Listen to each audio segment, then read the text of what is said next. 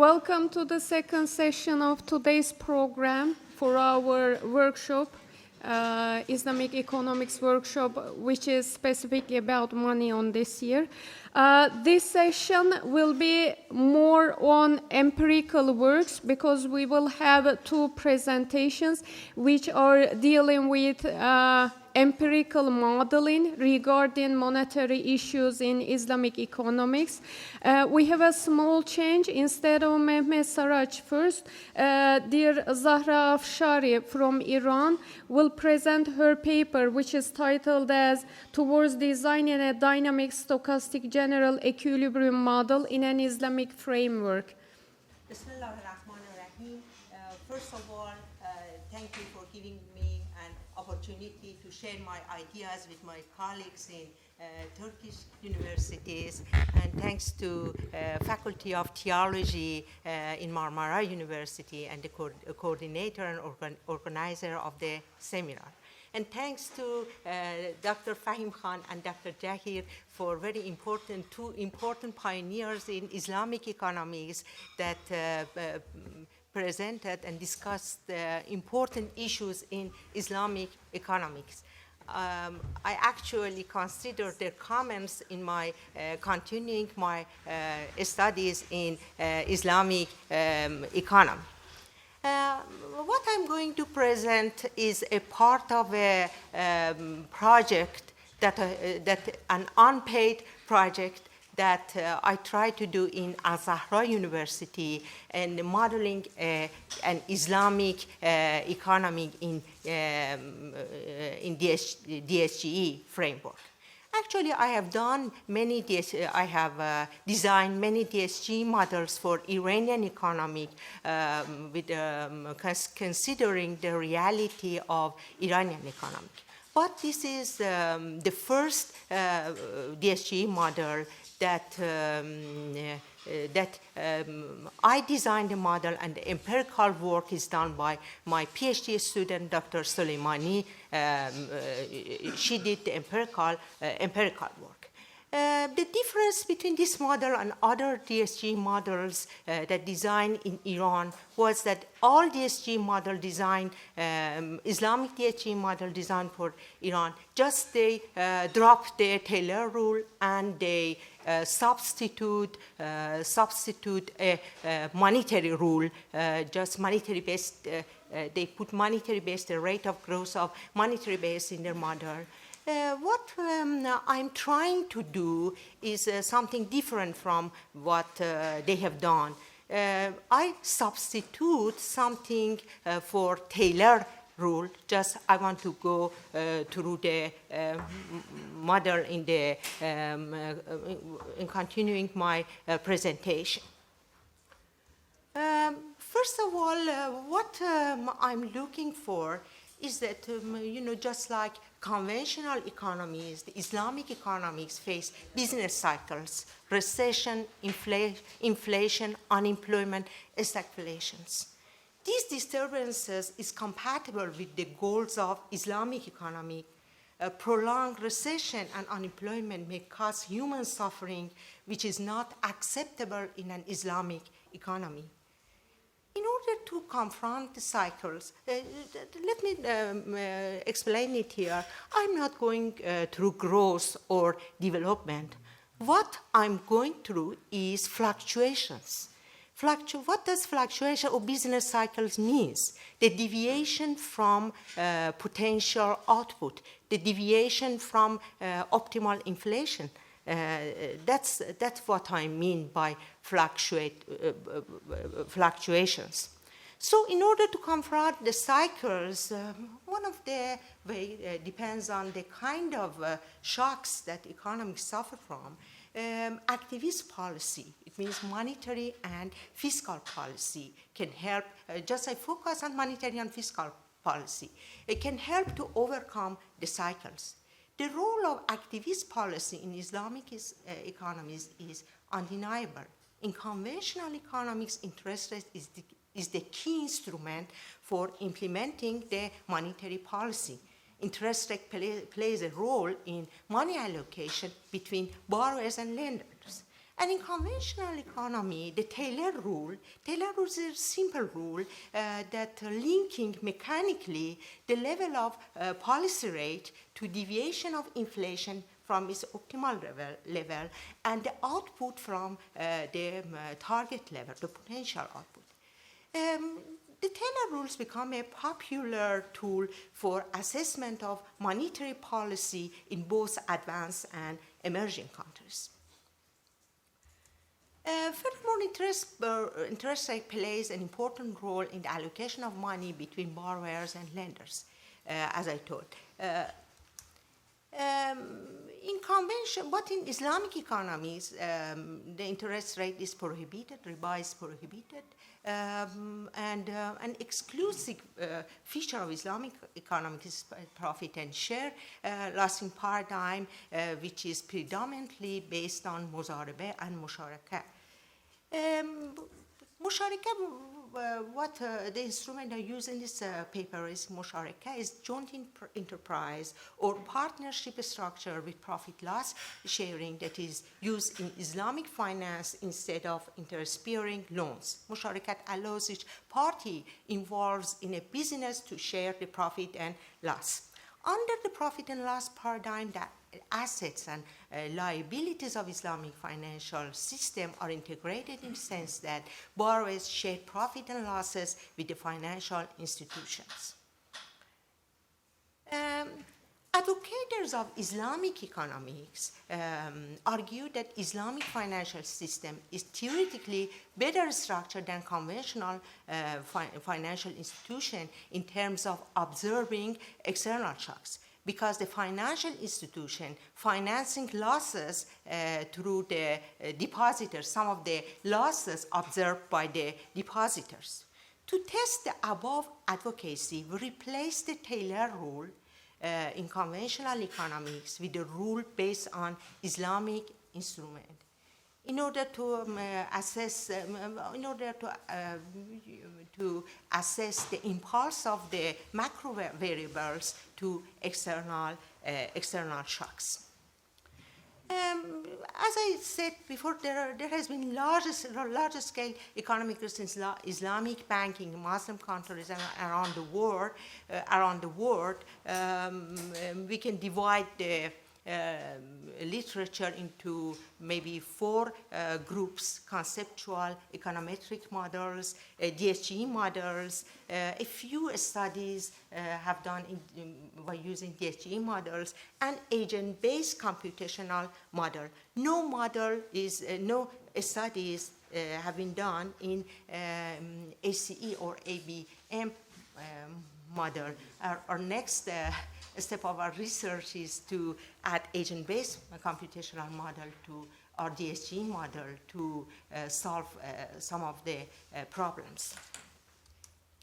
I go through the literature review. I go to the contribution of this paper. The contribution of this paper is in two parts. First of all, theoretical contribution. A simple new Keynesian models with all difficulties and all deficiencies is used in this paper for designing a monetary monetary policy for Iranian economy, and we introduce an Islamic instrument, musharaka contracts. Then a policy rule based on the musharaka contracts is derived from the model, and the second part of our paper is optimal monetary policy. What does optimal monetary policy mean? Optimal monetary policy means the policy that minimizes the welfare loss or maximize the welfare of society. I go through it in the second part of my paper. And in empirical part, the impact of several economic shocks on the dynamics of macroeconomic models are considered and compared both in Islamic model and conventional model. Actually, we use it. We substitute our rule, called Musharaka rule for Taylor rule, instead of Taylor rule in our model. And then the impulse functions are compared. And finally, optimal policy under Musharaka rate is derived. Why motivation for using DSG model? Dynamic means there are intertemporal problems and agent rationally form expectation. Stochastic means exogenous stochastic process may shift aggregates. And general equilibrium means that all markets are always in equilibrium. Historical reasons for using the model is that most DSG models available in the literature have a basic structure that incorporates elements of new Keynesian paradigm and real business cycle approach. The benchmark DSG model, open or closed, fully macro-funded model with real and nominal rigidities. And deviation from Walrasian economy and introducing rigidities in the model let us it opens a room for activist policies. Theoretical reasons for using DSG: robust to low-cost and Sargent critique, robust to low-cost and Sargent macro-foundation models of the economy is introduced. This is an important part of the DSG model. It has macro-foundation. And it's a powerful model that provides a framework for policy discussion and policy analysis. In principle, they can help to identify source of fluctuations, answer questions about structural change, forecast and predict the effect of policy change, and perform counterfactual experiments. They also allow to establish a link between a structural feature of the economy and reduced form of the parameters. And finally, they have ability to expand, to include both Islamic feature of the economy and real economic structure, heterogeneity of household, behavior of the household, and other features of Islamic economy. And their assumption, they are based on rational expectation, no asymmetric information, monopolistic competition, nominal rigidity, sticky prices or wages. In my model, since I designed for Iranian economy, and Iran is an oil export-based economy, oil export is very important, and oil shocks is very important to our economy. So we design for our oil-based economy. And I go through that. Okay. For modeling the DSG model, we have three agents: household, firms, two kinds of firms, final good producer, just aggregators work in a competitive market, but intermediate good producer have a market power, and government is in charge of both monetary and fiscal policies in the economy. Household, I began with the first agent, household. First of all, I built the non-policy blocks of the DSG model. I skipped the mathematical point, just I go through the main points. We have a representative household that choose the path of consumption, labor, and capital financing. In order to maximize the present value of lifetime utility. This is the lifetime utility, the CRRA utility function, we assume cash in advance assumption, and this is the budget constraint. As you can see, the government participate in capital financing of the firms, and this is the share of profit that belongs to household. From household optimization problem, we derive labor supply curve, Euler equation, and IS curve. And the IS curve we derive here is no longer depends on interest rate. This is our IS models, and it doesn't depend in opposite to conventional IS model. It does not depend on interest rate. Final good, the second part, the second agent is firms. Final good producer works in a competitive economy, is an aggregator. This is the production function. And the solution to FOC problem yields the demand for final goods. And the second type of firms are intermediate goods that works in a monopolistic market. This is the production function. We introduced the first shocks to economy through the production function. AT is the technology shock that follows an AR1 process. And we assume that the firms set the prices based on a Calvo process. We introduce price rigidity in the model. The most important point is investment finance. The intermediate producer firms are confronted with two kinds of cost, labor cost and capital cost. The required capital is financed by participation of household saving and government participation through the musharaka contracts. Profit and losses are shared strictly in relation to the partner's capital contribution. This is the net profit share of household and government. From optimization problem of we derive the Phillips curve. As you can see, the Phillips curve depends on the share of inflation. It's a function of inflation, function of output, and the share of government musharaka and the expected inflation. This is our Phillips curve. That is the difference between our Phillips curve and the conventional is, oh, okay, it's gone.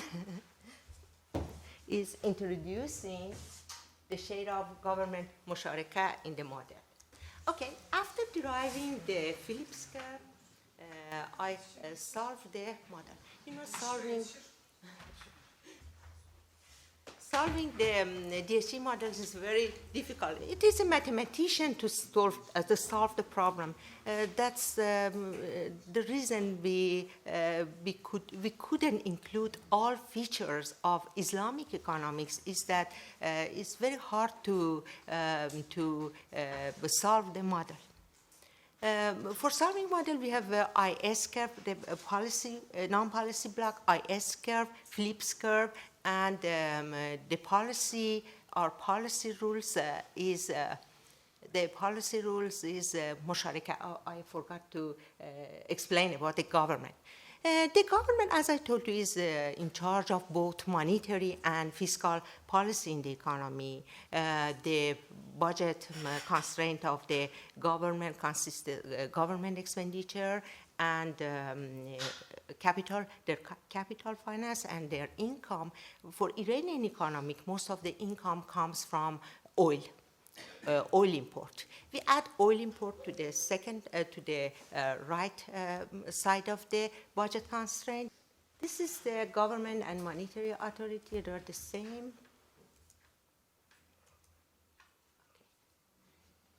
This is the budget constraint. We include the musharakat of the government, and this is the profit come from the musharakat. As you know, all income goes to monetary base in my country, so they are the same. Okay, they are the same. We derive a policy rule. I call it musharakat rule. It's the musharakat rule, the deviation of musharakat rule from its potentials from our steady states. And the musharekat rate react to inflation, a deviation of inflation from its optimal, deviation of output from its potential, and this is our policy block that we derived from the model. Then we solved the model, policy and non-policy model. As I said, it's very difficult. It takes time. This is our first part of our theoretical work. Then our empirical work in this part is that we're calibrating the parameters of the model, finding the steady states of the model, estimating the parameters by Bayesian method through metropolis Hastings algorithm. And this is the calibrated parameter, steady state, prior posterior distribution of parameters. And then we compared the model with Iranian real economy. As you can see, it reveals that the simulated model represented the Iranian economy. And after that, as I told, four shocks are introduced into the model: technology shocks through production function, government expenditure shocks, oil revenue shocks, and monetary policy shocks.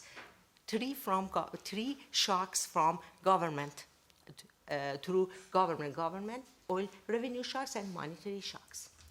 Then the response of the macro variables to all shocks are estimated both in conventional model by using a Taylor rule and by Musharaka rule.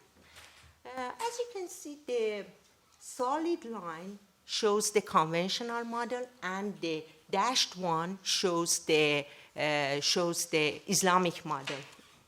By Islamic model, I use the Musharaka rule instead of Taylor rule. As you can see through the models, in all models, the magnitude and persistence of the shocks are different in Islamic and conventional models.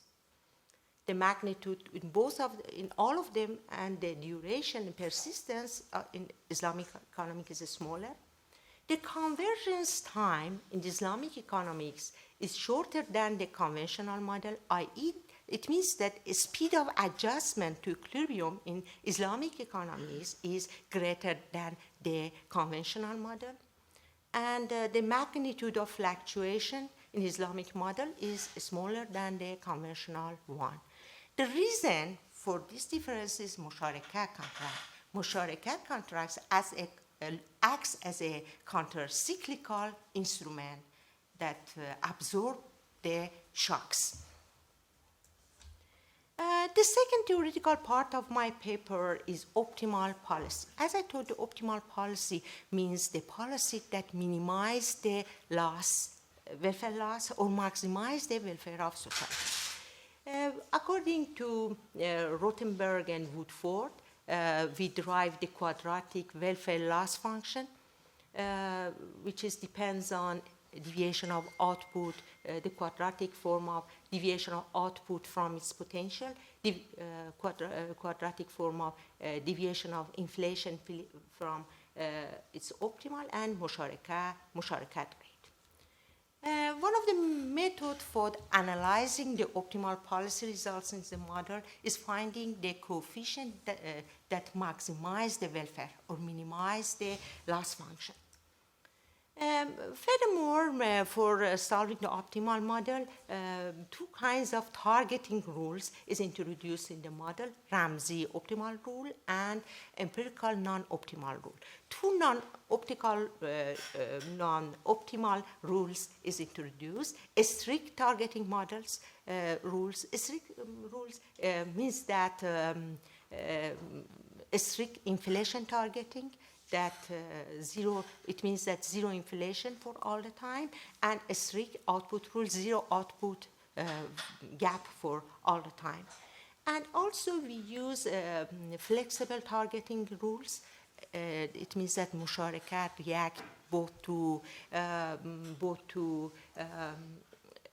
inflation gaps and output gaps. that we find the optimal coefficient of musharaka rate. Just for the saving of time, I only go to the results. The results show that the strict policy rules are not optimal. The optimal minimum loss is obtained from a flexible policy rules, a policy rules that authorities respond both to inflation and output. And also the result revealed that both the output gap and inflation gap drastically decreased by implementing optimal policy. Okay, now I'm going to concluding remarks. What we have done in this paper, we designed an interest-free dynamic stochastic general equilibrium model by introducing an Islamic instrument, musharaka contracts. Then we compare the results, the IRF, the response of macroeconomic variables to the shocks, and it shows that both the magnitude and speed of and the persistence of shocks were smaller in Islamic economy than in conventional economy. Then, so in line with other studies, our model indicate that Islamic financial system is empirically better structured than conventional models in terms of observing the external shocks. Then the optimal model is derived and the coefficient estimated. The optimal policy rules indicate that when authorities respond both to inflation and output gaps, the minimum loss, we will have the minimum loss. And last part of my paper, suggestion for further studies. Building models should be based on more realistic assumptions. We assume homogeneous representative household. This is not a true assumption. We should substitute heterogeneous agents, heterogeneous households. Then the second deficiency of the model was that we assume perfect rationality and perfect foresight. We assume rational expectation. In reality, we don't have rational expectation. We have bounded rationality and sometimes adaptive behavior. Substituting the rationality assumption with insight coming from the behavioral economics and Islamic economics may change the results. And we can include other features of Islamic economy to the model. In order to do that, we should combine DSG models with ABC or ABM agent-based model to remove some of these deficiencies. Of course, as I told you, doing that is very difficult. In my country, we didn't have micro data for doing this for heterogeneous household and heterogeneous firms, and it's very difficult. And as I told you, it needs a mathematician and computer scientists to do all the to solve the problem and calculate the parameters. Thank you for your attention.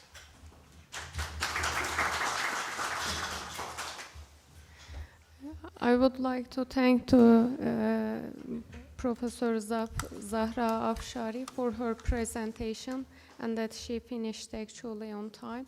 And then now I would like to present our second speaker, Professor Mehmet Saraç from Istanbul University.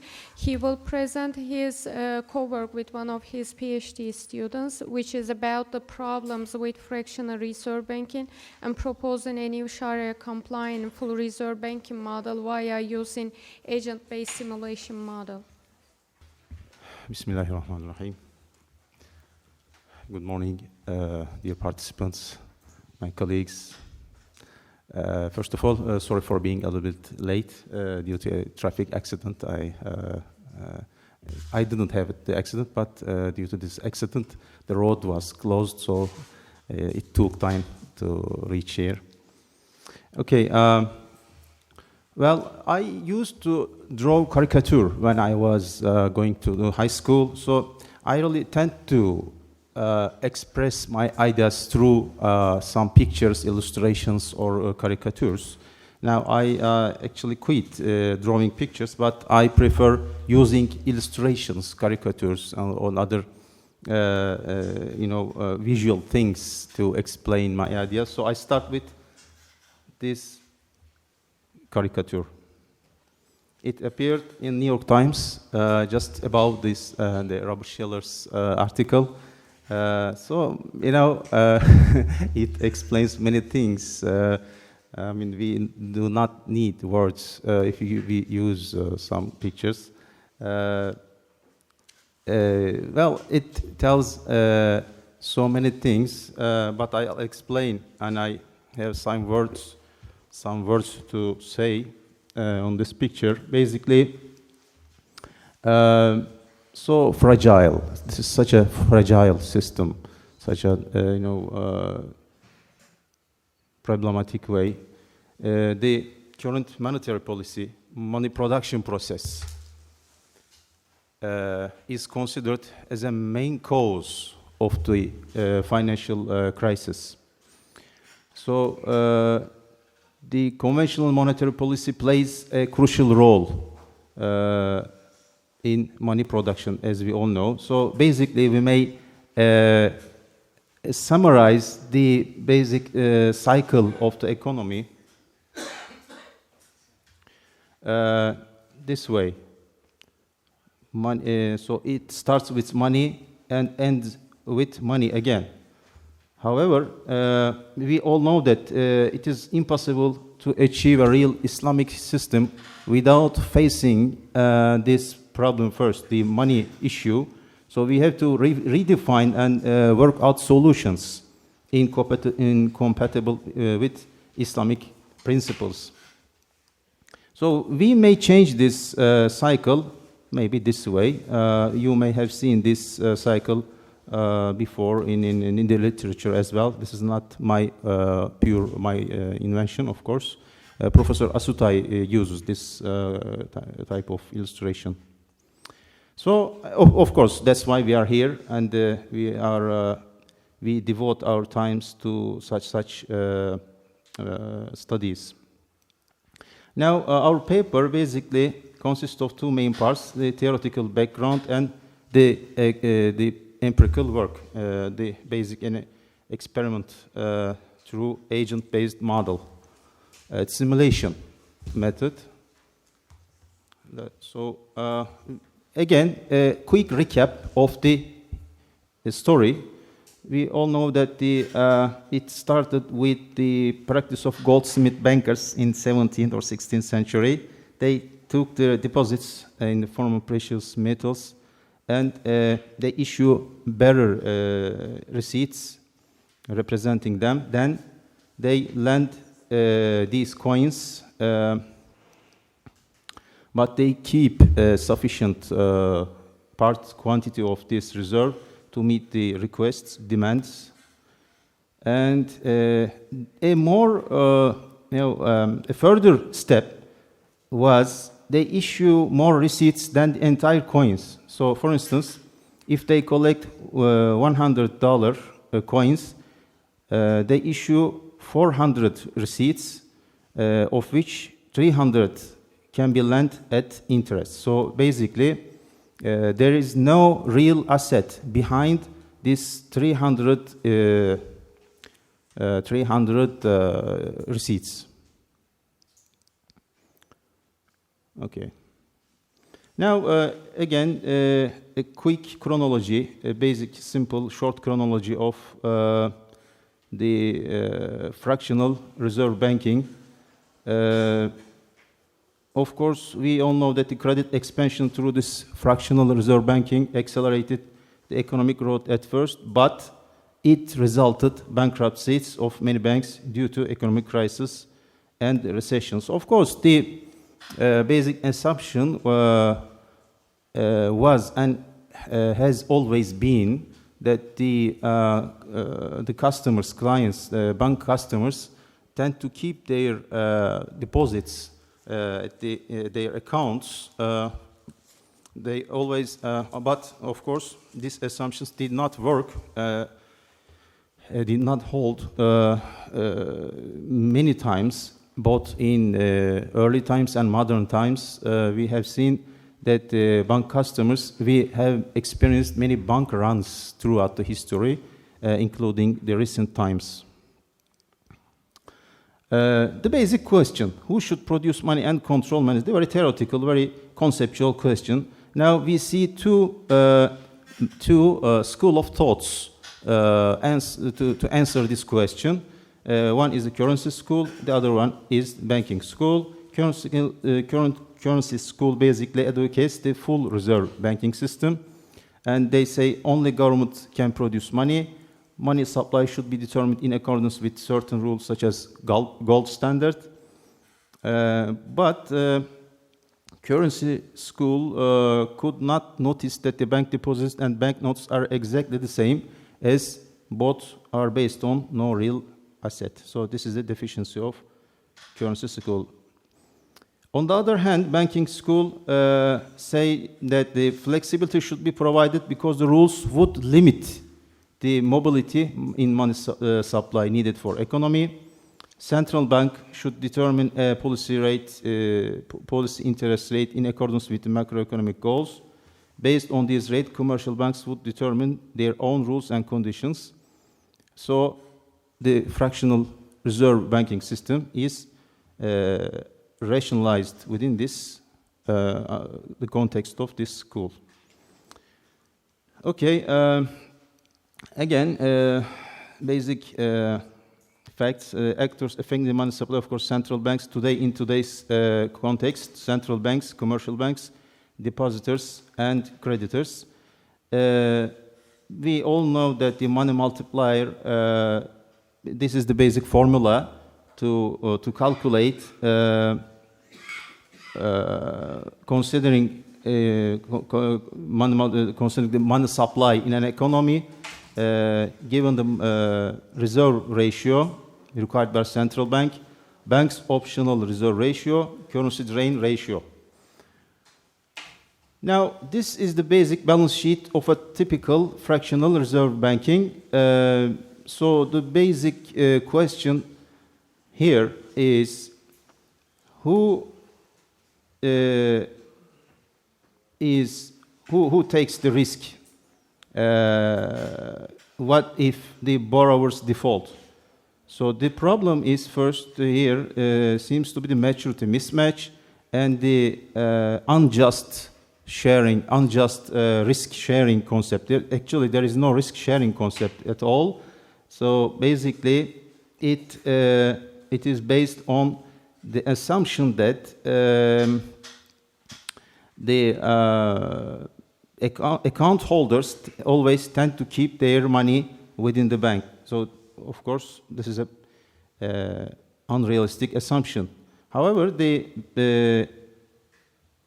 as opposed this fractional reserve understand the concept, the typical full reserve banking requires bank to keep as much amount here in the reserves as checking account.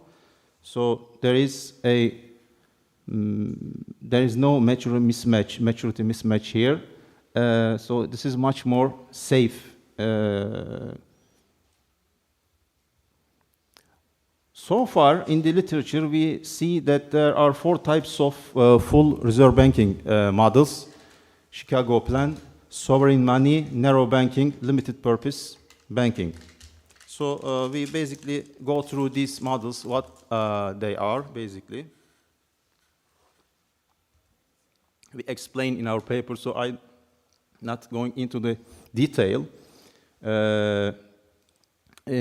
One of the, probably this is the most famous one, well-known model is the Chicago Plan, which came into the agenda of island government recently. Also, Professor Esat Zaman published a paper on this model. He attempts to convert this Chicago model into a Sharia-compliant model. And I skip this. Okay. Of course, there is a big debate on this fractional and full reserve banking. Proponents advocate a monetary committee which is independent of the government that would control money and credit supply. They also claim that this committee would not be totally independent and would not predict the agreeable amount of money supply smoothly and accurately. There will be a sharp decrease in credit supply as banks will be prohibited from creating money through lending channel. Printing enormous amount of government money to replace credit money would cause high rates of inflation. And these are the facts actually we have seen so far. So from the Islamic perspective, we have actually a considerable amount of studies. Again, the Chicago Plan here is again Akın and Dolgun's study says that Chicago Plan can be seen as a conventional version of Islamic precepts regarding banking and finance. Esat Zaman tackled this issue after this financial crisis of 2008. The island government has formulated an updated version of Chicago Plan, but Professor Zaman also noticed states the shortcoming of this island government's version of Chicago Plan. He says that as long as we keep interest rate part of the system, we could not provide a radical solution, sustainable solution. Okay, but it seems that this first we have to say that the fractional reserve banking is totally incompatible with Islamic precepts. So we need to look at full reserve banking as an interim solution, not the final, ultimate, perfect solution, but as an interim solution, as a bridge, as a way, as a step towards the ideal solution.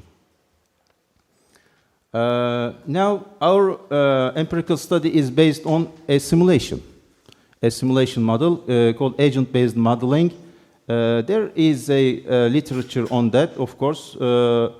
We captured several previous studies, and for instance, Monets and Barentios study found that the larger the minimum reserve rate, the fewer the cases where bank is not able to pay the withdrawals of the depositors. The second one, Chen and Low study found that the loans have attributes, loan amount, probability of default, risk weight, rating, and recovery rate in case of default.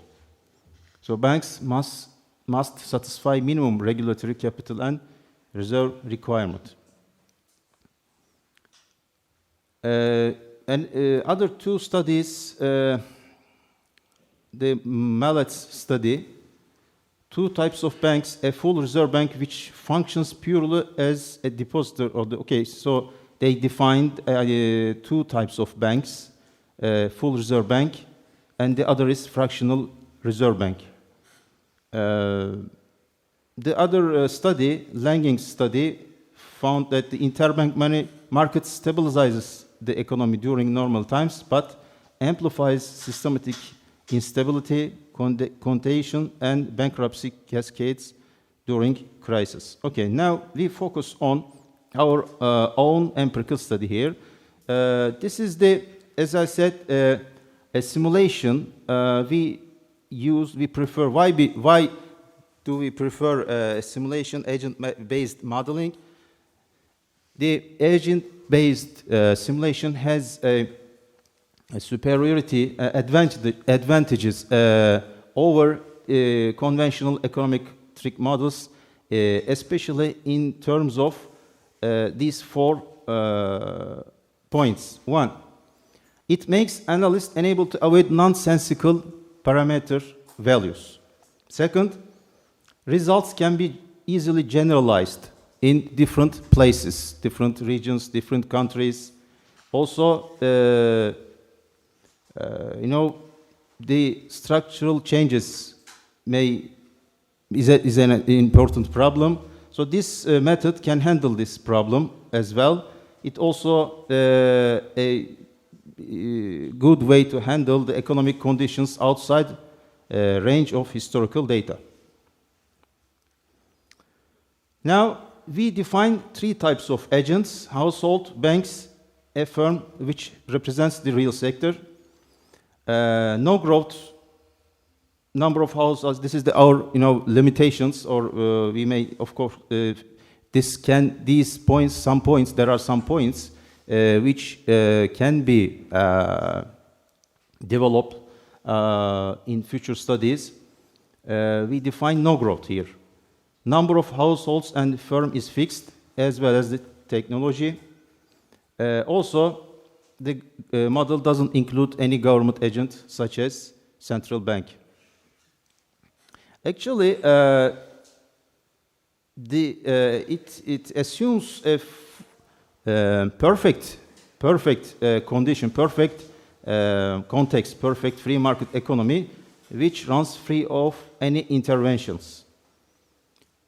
Okay, the model follows a balance sheet approach in which each transaction changes either 1 or 2 agents' balance sheet items. Okay, now these are the parameters. The household deposit ratio fixed at 0.95. M0 money supply is fixed. M1 can grow endogenously. Price level M1 over M0 to calculate the consumption in real terms and wages in nominal terms. Price and wage stickiness is ignored, as in many studies. Okay, this is the household consumption function. We divide this to calculate the consumption of the household.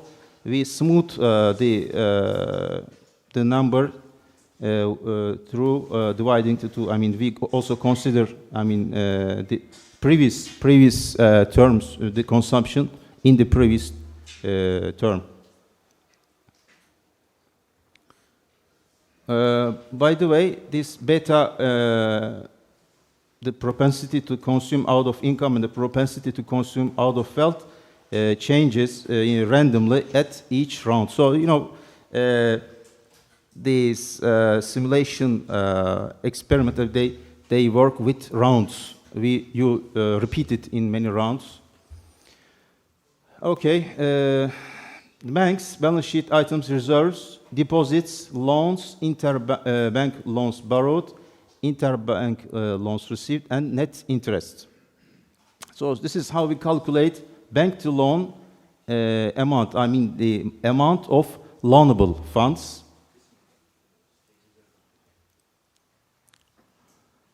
So the definition of the firm's balance sheet items are deposits and loans only.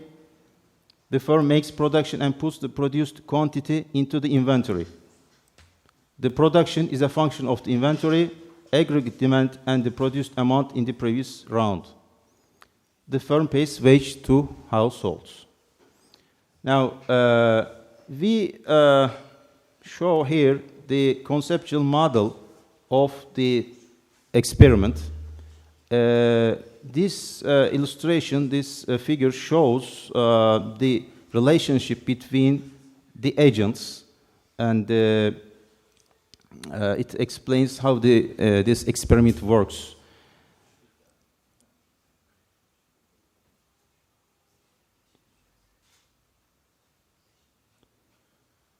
This shows the relationship between household and the firm.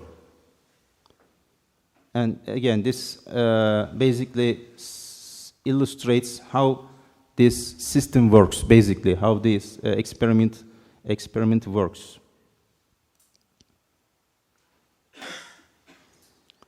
Then, finally, interbank market. Banks with reserve deficit borrows from bank with reserve surplus. Okay. Now we introduce benevolence mode as to represent the Islamic concern, Islamic understanding, or Islamic approach. Now, when we introduce the benevolence model, which we call it Waqf, and we define this agent under the term Waqf, so it provides aid to needy households, and it, of course, this we will explain how it affects the outputs, how it changes the parameters and the results. Now, let's have a quick look at the general findings of the simulation results. There are 2,000 households, 10 banks, and a firm representing, again, a real sector. 3 simulations were performed for each combination of reserve ratio, deposit interest rate, and loan interest rate. We used 4 level of this reserve ratio: 10%, 30%, 6%, 90%, and 1 full reserve mode. First, we use this exogenous rates. We introduced the interest rates to the system exogenously, 1% for borrowing and 2% lending, deposit and credit rates, and the 2 combination. But we have seen that this produces adverse results. They produce adverse results. So later we changed this manner, and we let the system calculate the interest rate endogenously. So actually, the final version of the paper will consider the endogenous calculation of the interest rates instead of exogenous introduction of the rates. 9 simulations were performed while the Waqf procedures was active, so they at the same time simultaneously. Okay, let's see what money supply become when we introduce. Okay, this is not the. Okay, do not consider the graph on the chart on the right-hand side. Let's look at the chart on the left-hand side. You see, as the reserve ratio increases, the money supply decreases dramatically, very obviously. Here, can you see? Is it visible, clear? Okay. So let's look at on the left. This is actually an unexpected result due to the exogenous introduction of the interest rate. So we changed this manner. So we we don't use exogenous introduction of interest rate. We let the system calculate it endogenously. So the chart is on the left-hand side. Okay, what happened to money multiplier? Again, you see the money supply is higher, is much higher in the low reserve ratios.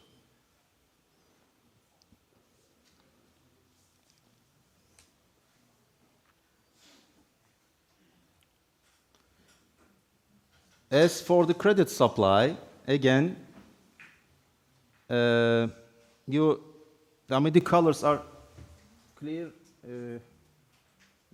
Actually, there are 4 different colors here, but it's not high quality visual here.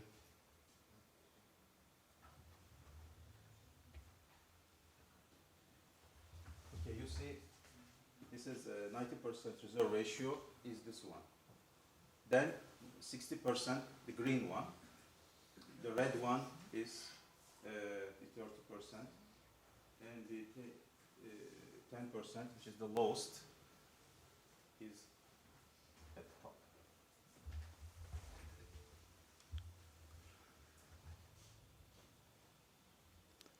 Income distribution. Now, this is a very interesting result. Basically, we picked 3 levels of reserve ratio here, 10%, 60%, and 100%. As this this reserve ratio increases,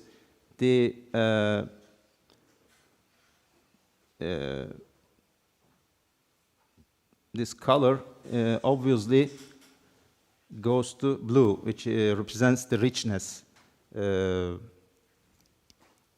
This is so obvious. There's the results here, so obvious.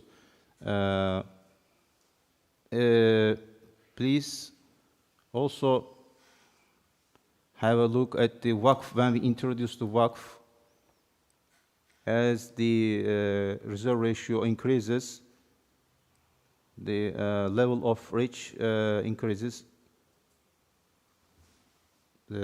obviously. And this chart represents the output and demand results.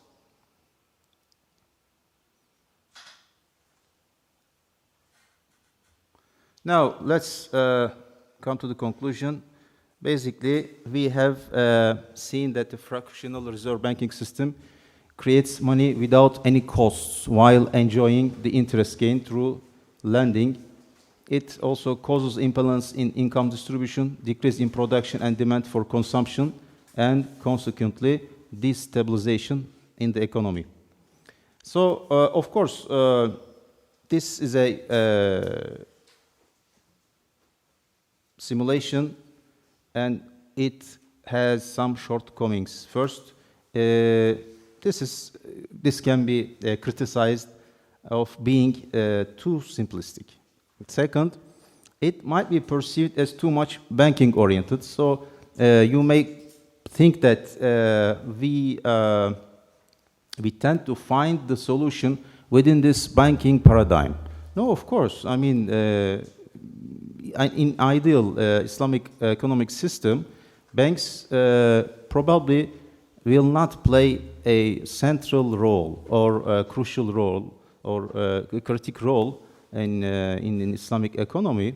But as I said, this is a step. This is a basic initial step towards the ideal system. So, to improve the model, price level might be determined by market forces. A bank-run procedure can be developed by determining confidence level criteria for households. And of course, you may notice that equity does not exist in the bank, but of course, equity might be defined for banks so that banks would be allowed to lend more, but they also would be constrained with capital adequacy rules. So probably in in the future studies, these shortcomings can be handled. Okay, that's all. This is our presentation, basically.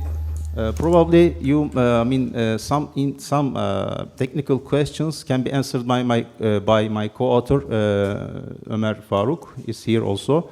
Now I think this is time for Q&A. Okay, I would like to thank to Professor Saraç for his presentation about an interesting way of modeling monetary issues in an Islamic economic system. So I would like to open a Q&A session, please. Thank you, Dr. Zainab, for providing me opportunities. And my question goes to Dr.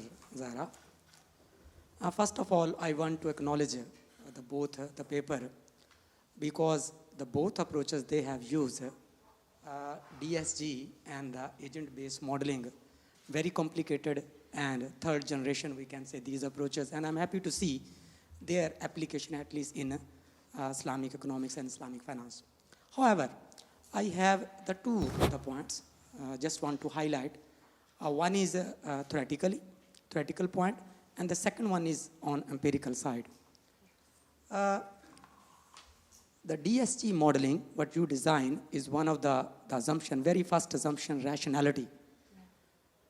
Agent form their expectation rationally. But what we see in the last couple of era, like you can say 30, 40 years, there is too much criticize on conventional finance and economics regarding this only single assumption. And the two new fields emerge from this, the critics. One is experiment economics, and the second one is behavior economics. So if we want to implement these models in Islamic economics and Islamic finance, definitely we need to take care about whether agents really form their expectation rationally, or just this is the classical economics or conventional economics assumption. Second, on empirical side, the both model and the result of the both model highly, the dependent on functional form, whatever we are considering the function, what is its form, linear, non-linear, quadratic. And the second even is more, the critical point, the based on initial values. So what we are considering initial values. If we change initial values, definitely we can get very different result. So have you done the robust analysis and you change the parameters in your, is there? For example, in the second agent-based model, the one we are considering only one firm. So this is the very strong assumption. It means we are considering the monopoly. So in this era, when we are testing these models, whether really we have the monopoly or we need to consider the government, the perfect competition. So please, little bit elaborate these points. Okay. Can I answer the question? First part of your question, as I mentioned, as the deficiency of the model is the assumption of rationality. Rationality in behavioral economics, we have a mixed rationality. According to Abraham Leibson, behavioral economics, the consumer and the household do not act rationally. And this is not an Islamic model, but I designed a model that I assume two kinds of households.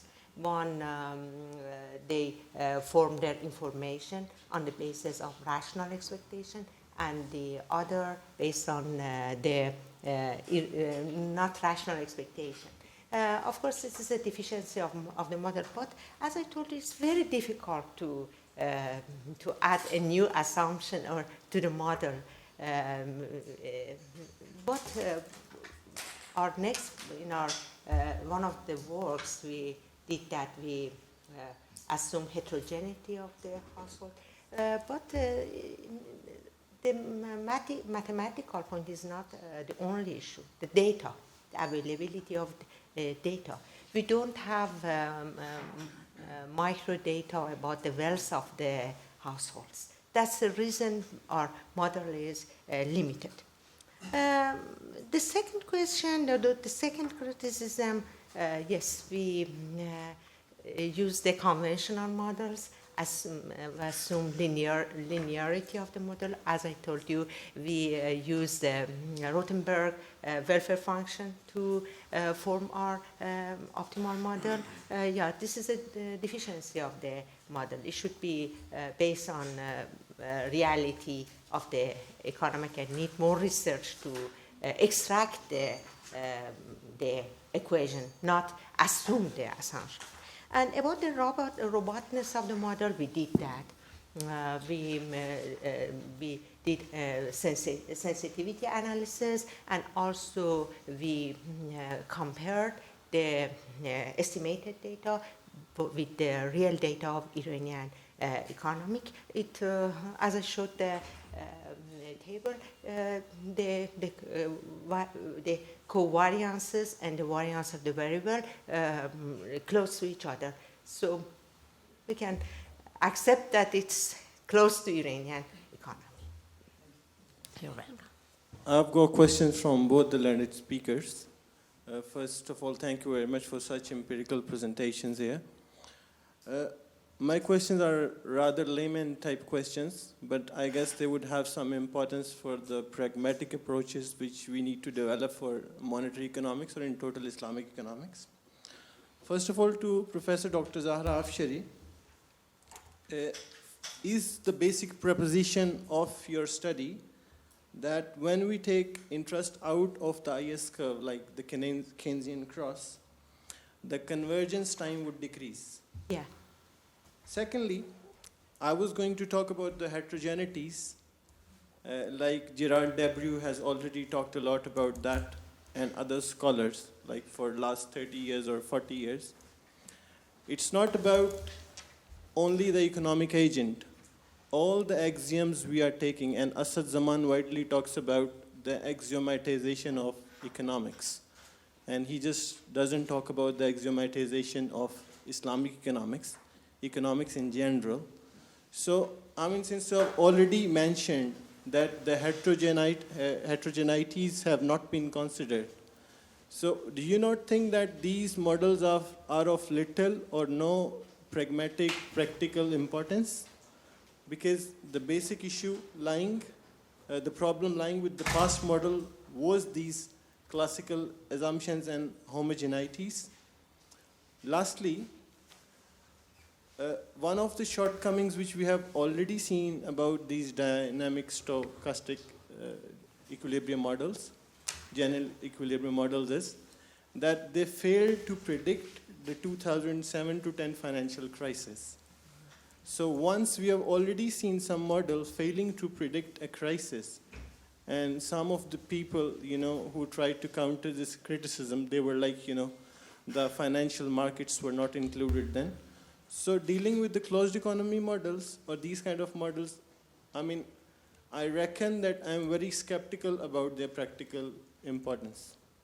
Secondly, to respected Professor Mehmet Sarach, again, talking first of all about the pragmatic thing of these studies, do you assume that the only problem with the current conventional monetary system is that we are not using money with the intrinsic value, because it's the same thing when we are saying otherwise, that there should not be credit creation more than 100%, because they are the two sides of the same coin. If that is the problem and 100% reserve ratio is the solution, then my question is, who is going to take the bull by the horns?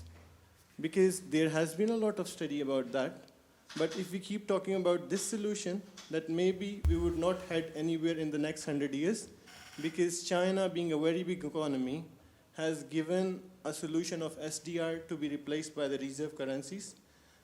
The other question is linked to this one, which is that do you think only this reserve ratio is the problem, or do you also think that the vehicle currency, the exorbitant privilege of the reserve currencies like dollars, who are enjoying the privilege of low interest rates over their debts because of their currencies used by other countries like Pakistan and Turkey. That is also a big issue in the international monetary system.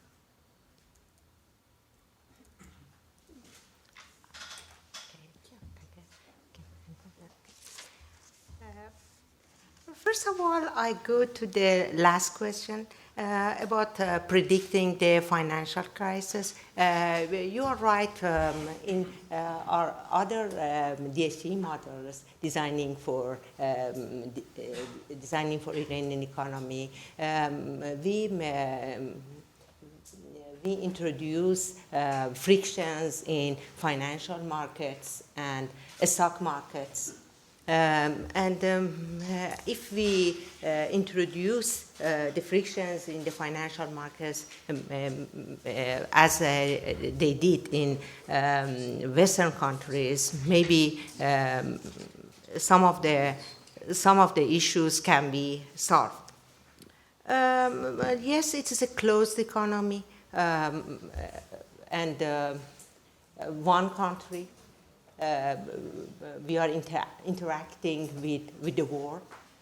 We should expand our model to introduce more features of open economy. We did that in one of our research. We get two countries, Iran and the rest of the world, but still it has a deficiency to include all features of open economy, especially exchange rate. In the other research, we designed a model with exchange rate fluctuations. As I told you, combining all of these features is very difficult. From mathematical point of view. And concerning the heterogeneity, I think it's an important assumption. We have three kinds of household: poor, middle class, and rich. We have a household with different kind of wealth.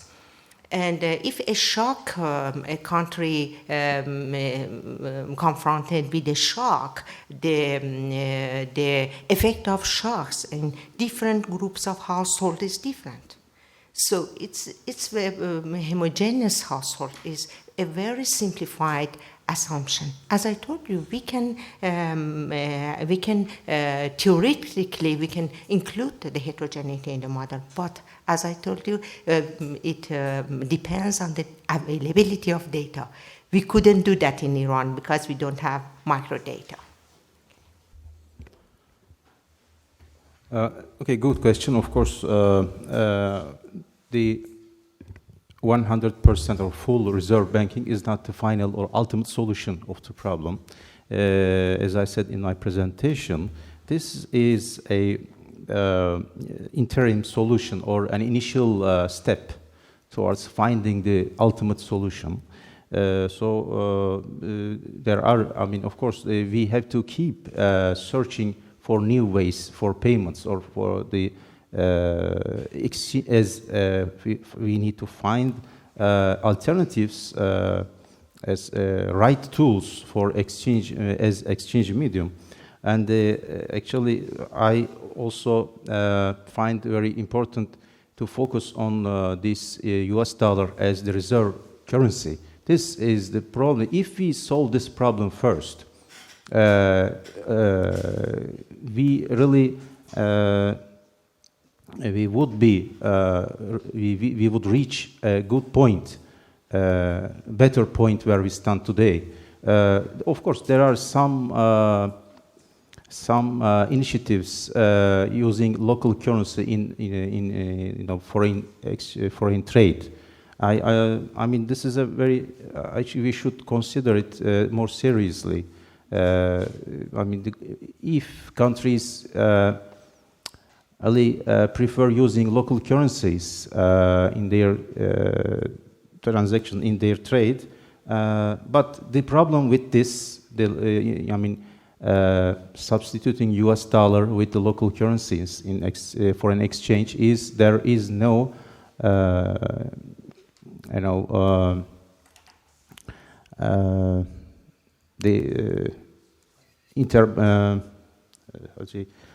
takas, interchange, takas, swap. No, yeah. I mean, you need to establish the integral system to be able to use this system. Yeah, I mean, I agree with you. As long as we keep using US dollar as a reserve currency, there will be no ultimate solution. So that's why we need to consider this blockchain technology as a potential alternative to as exchange medium. I will take one last question, please. I just would like to have a short comment. Yeah. First, I have nothing to fight with Professor Siraj because he, we agree 100% in his conclusions. I have always, since 1981, used total reserves as an assumption of my model. With respect to Professor Zahra, what I want to say that the dynamic stochastic general equilibrium models, their problem is that they are equilibrium models. They carry the neoclassical mistake, error. Keynes, of course, this is claimed to be new Keynesian or post-Keynesian, but Keynes did not have an equilibrium model. Of course, he spoke about the aggregate demand, the aggregate supply, but he had uncertainty, and he had also speculative demand for money. His model was a disequilibrium model, but the Keynesian revolution was taken by the neoclassical counter-revolution. You see, if the neoclassics cannot really prove that they have a downward sloping market demand curve, how can they cannot prove equilibrium in one market, then how can you have a general equilibrium? Varras used centralized exchange in order to show that you can have this general equilibrium, which is impossible. You cannot. Can you bring all of the traders in the world or in Turkey in one room and have an auctioneer and declare equilibrium? That's impossible. The SMD or the Sonnenheim, Mantel, de Broglie conditions reduce the neoclassical model to one individual and one commodity. So it is not really an aggregate model. So I think we Islamic economists, and this is actually the gist of what I want to say, we Islamic economists have a function to break out of the neoclassical constraints and speak about realities. In reality, we don't have equilibrium. We cannot have it. And an Islamic economic system can be designed in that, but of course it is difficult. Of course, if you want to have it dynamic and stochastic, you have to have a model of maybe inequalities or something like that, dynamic inequalities, and that would be impossible to solve. One equation may be possible, but two equations probably mathematically impossible. So we need to move ahead, get out of this neoclassical model. And I hope, since you work in a university that's named after the daughter of the Prophet sallallahu alaihi wasallam, Al-Zahra, then we really want to capture this fortress and make it liberated from neoclassical economics. Thank you. Okay, thank you. By the way, I just remembered the right word, clearinghouse. I mean, as I was trying to remember, clearinghouse is the right term. Okay. Okay, thank you, Professor. Okay, you are talking? Okay. Thank you, Professor. Concerning your first comment, you're right. If you, as I look at the literature, interacting between heterogeneous households tends to disequilibrium in the markets. You are right. In the literature, they solve the problem by using ABM or agent-based model. If you use an agent-based model, the interaction between households tends to disequilibrium. You are right. This is a deficiency of the model. Concerning the aggregation problem, you are right, but I couldn't find in the literature, in the conventional literature, the study that the DSG model that solved the aggregation problem. You are right. Maybe we should think more and base our model on realistic assumptions. Thank you very much for giving time for me. My question goes to respected Professor Saraj. As you mentioned at the first, we have to see at the big picture. My question is this: if Islamic economists succeed to suggest a new model of Federal Reserve Bank based on Sharia compliance, with 100% of guarantee of working and successfulness of the working. So we have chance to implement this new model in one country of the world. If you have, which country we have something like that we could implement or apply the new reserve model based on Sharia compliance. And the one thing more, according to Mr. Saraj, we have lots of books, theories, suggested tools, financial tools, and models for Islamic economics. How many % of these books, these suggested models, these suggested financial tools implement in real life? Because I saw about 30 books is waiting behind this door to us. All of them is about Islamic economics. Different part of Islamic economics, different tools. But how many % of those suggested financial tools is implemented in real life? We face with the lack of knowledge, or we face with something different, we can say, system, Islamic system. Thank you. Of course, I mean, both questions are interrelated, actually. Basically, we always say that we have a problem of incompatibility between the theory and the practice.